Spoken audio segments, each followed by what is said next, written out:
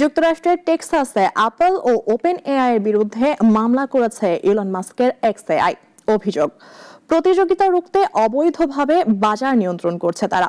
বিশেষজ্ঞরা বলছেন, এ মামলার রায় এআই বাজারের ভবিষ্যৎ নির্ধারণে গুরুত্বপূর্ণ ভূমিকা রাখতে পারে। যুক্তরাষ্ট্রের টেক্সাসে ফেডারেল আদালতে প্রযুক্তি দুনিয়ায় আলোচিত নতুন এক মামলা। অভিযোগের কেন্দ্রবিন্দুতে দুই জায়ান্ট অ্যাপল ও ওপেন এআই। ইলন মাস্কের কৃত্রিম বুদ্ধিমত্তা নির্ভর স্টার্ট আপ এক্সএআই মামলাটি করেছে। তাদের দাবি, প্রতিযোগিতা রুখতেই অবৈধভাবে একে অপরের সঙ্গে যোগসাজশ করেছে অ্যাপল ও ওপেন এআই। এক্সএআই এর অভিযোগ, অ্যাপল তাদের অ্যাপ স্টোর বাজারকে লক করে রেখেছে, ফলে নতুন প্রতিষ্ঠানগুলো সুষ্ঠুভাবে প্রতিযোগিতায় নামতে পারছে না। এমনকি মাস্কের এক্স প্ল্যাটফর্ম ও এআই ভিত্তিক গ্রোক অ্যাপকেও ইচ্ছাকৃতভাবে তালিকার নিচে রাখা হচ্ছে। মামলায় কয়েক বিলিয়ন ডলারের ক্ষতিপূরণ দাবি করেছে এক্সএআই। তবে ওপেন এআই একে বলেছেন ইলন মাস্কের হয়রানিমূলক আচরণের ধারাবাহিকতা, আর অ্যাপল এখনও এ বিষয়ে কোনো মন্তব্য করেনি।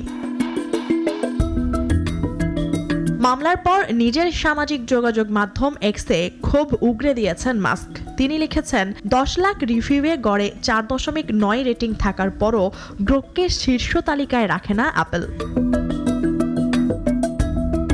এ মাসের শুরুতেই মাস্ক হুমকি দিয়েছিলেন, ওপেন এআই ছাড়া অন্য কোনো কোম্পানির পক্ষে অ্যাপ স্টোরে 1 নম্বরে যাওয়া সম্ভব নয়।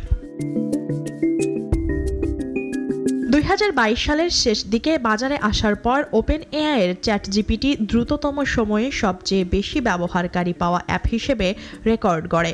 আর মাত্র 2 বছর আগে যাত্রা শুরু করে মাস্কের এক্সএআই।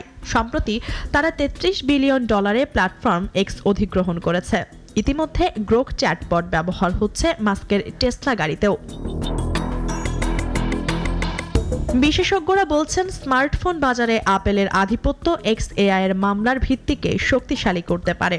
তবে আদালত শেষ পর্যন্ত কাকে দায়ী করবে সেটি এখন প্রযুক্তি বিশ্বে সবচেয়ে বড় প্রশ্ন। মুনিয়া জুথি, নাগরিক।